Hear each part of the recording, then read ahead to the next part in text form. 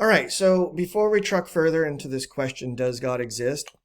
Let's try to get a little clearer about what exactly it is that we're talking about when we talk about God. What are we trying to determine exists or doesn't exist?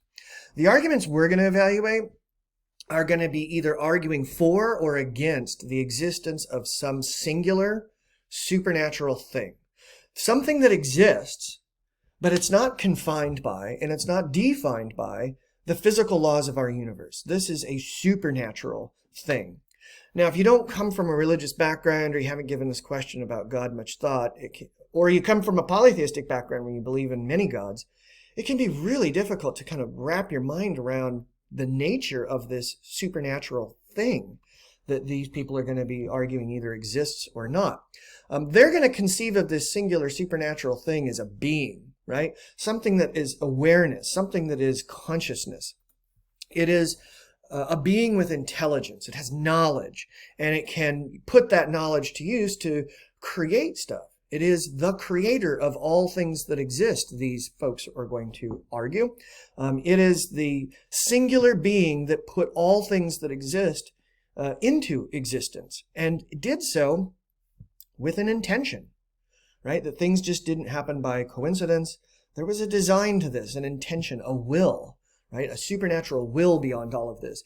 And it's really difficult for us to conceive of this, of course, because this being, by definition, would be way beyond our ordinary experiences of material reality. So when we try to conceive of this thing, it's going to be really difficult for us to do. It's going to be especially difficult when we come across arguments that say this singular supernatural being is actually a logical necessity. It can't not exist. It's impossible for there to not be this God that actually exists, they're going to argue.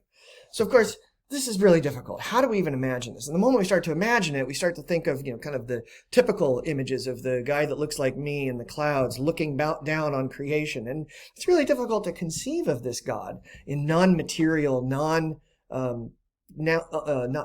unnatural, but in ways that aren't sort of in alignment with our understanding of the way that nature works.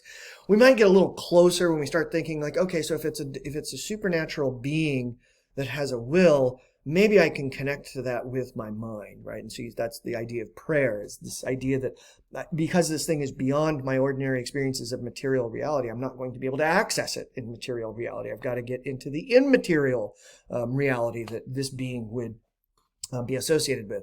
So that's the three major monotheistic religions, the Islam, Judaism, Christianity.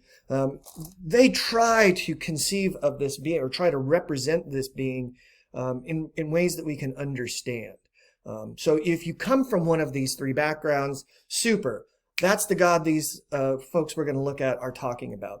And if you don't come from one of these three backgrounds, try to conceive, even if it has to be with one of these sort of childlike kind of images, of some sort of being actually existing, but not being confined by the physical laws of nature in our universe.